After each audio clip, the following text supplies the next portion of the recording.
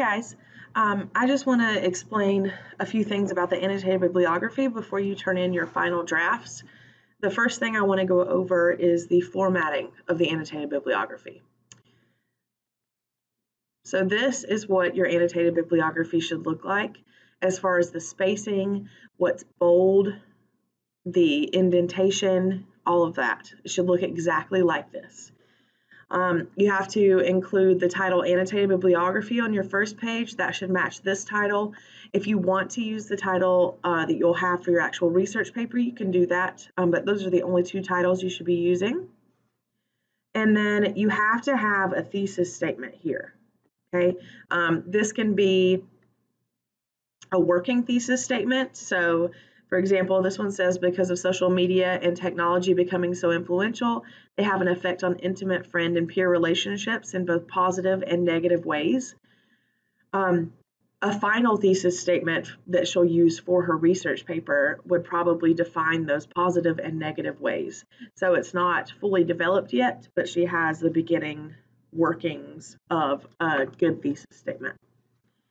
Next is the citation with a hanging indent. To put a hanging indent on something, you go up here to paragraph, and then you'll see indentation, special, and then you'll choose hanging.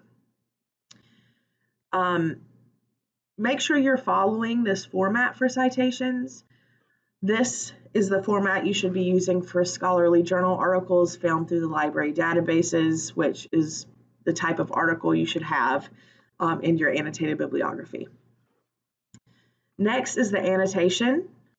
Notice that the annotation is aligned with the indent for the source for the citation. Okay, I'm going to go over what an annotation includes in just a minute. Okay, so the only line that should be sticking out is the first line of each citation.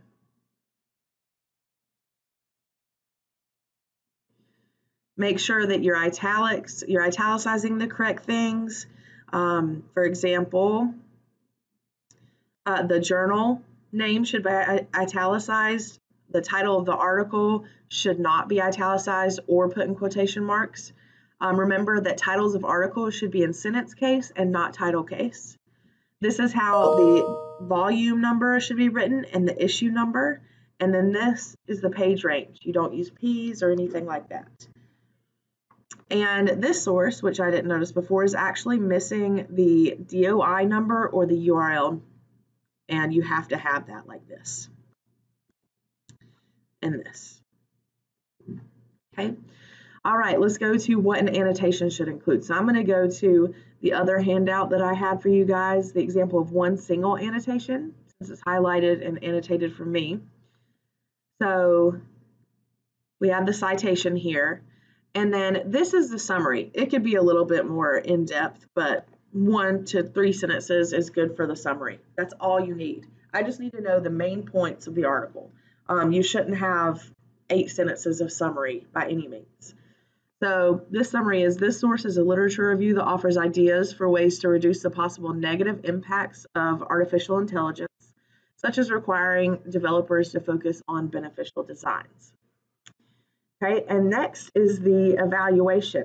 So I have 3 things I'm requiring you to include in your annotation. The first is a summary. The second is an evaluation.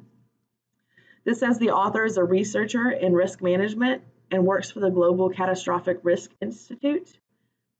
There's a citation there because the writer of this annotated bibliography did not know that information prior to reading it from somewhere.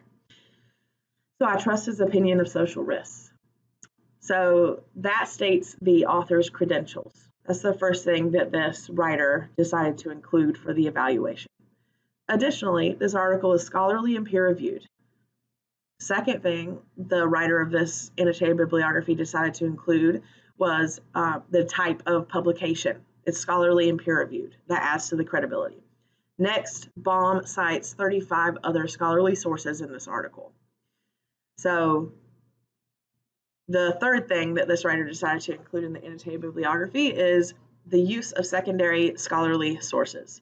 So this writer probably looked at her credibility quiz and chose the things that made this article the most credible and put them in here to evaluate the credibility.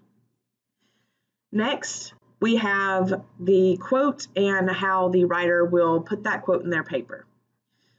So we have a quote introduction. Baum gives specific,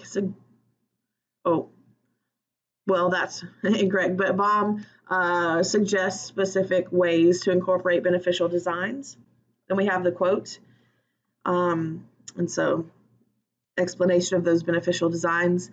And then we have this, which is how you will incorporate that into your paper and which section it will go in.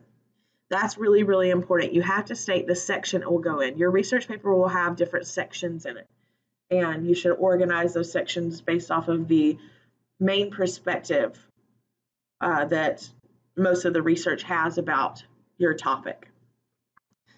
So it says, these ideas to reduce the negative impacts of AI address some concerns about the safety of this technology, which will be one of the main perspective sections in my paper.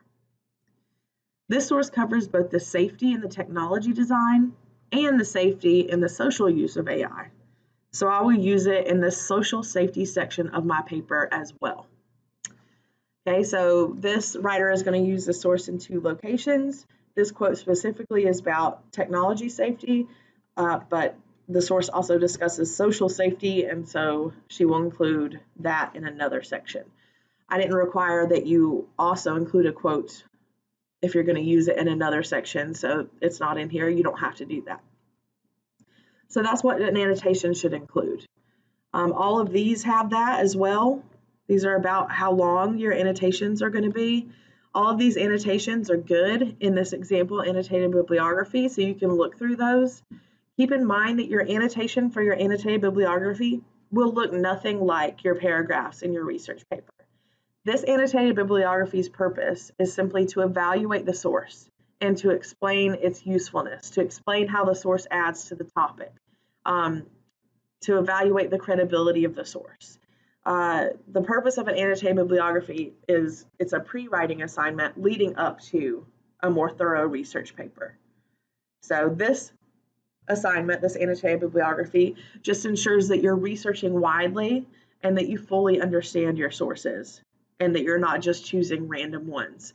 And make sure that you've really, really thought about which sources you should use in your research paper. Please email me with any questions you have, and I hope this cleared some things up for you guys.